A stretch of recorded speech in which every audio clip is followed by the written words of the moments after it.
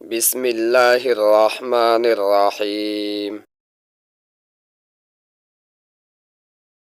नमाज के तीसरे रुकन रुकू और चौथे रुकन सिजदे का बयान।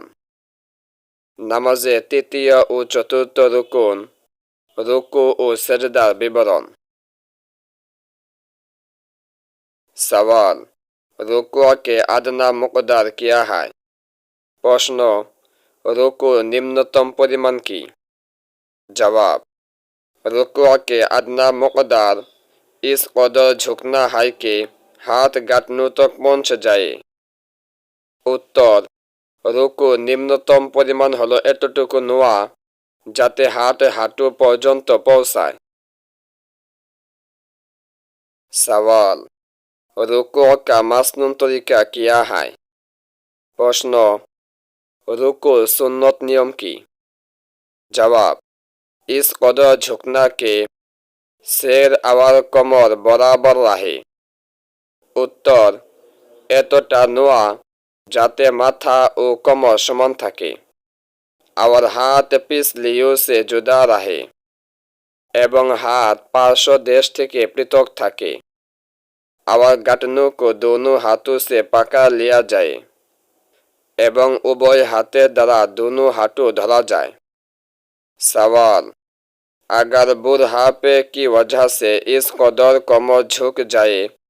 प्रश्न, বার্ধক্য জনিত কারণে যদি কোমর এতটা নুয়ে পড়ে या कोई इतना कपड़ा हो कि रुकू की शक्ल हो जाए तो रुकू किस तरह करे?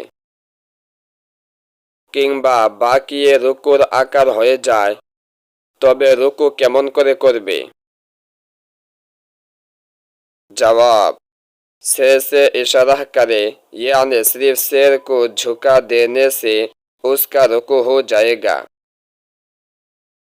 उत्तर, মাথায় ইশারা করবে অর্থাৎ শুধু মাথা নত করলে তার রুকু হয়ে যাবে। सवाल, सिजदे से क्या मुराद है? प्रश्न,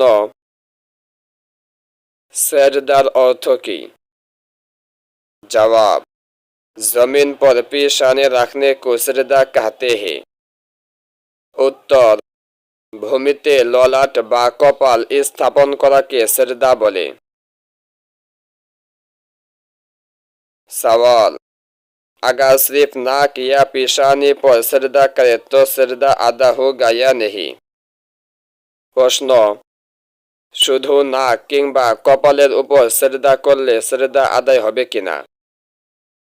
जवाब, अगर किसी उज़ू से ऐसा करे तो जायज़ है। उत्तर, কোনো উজরের কারণে এরকম করলে জায়েজ হবে।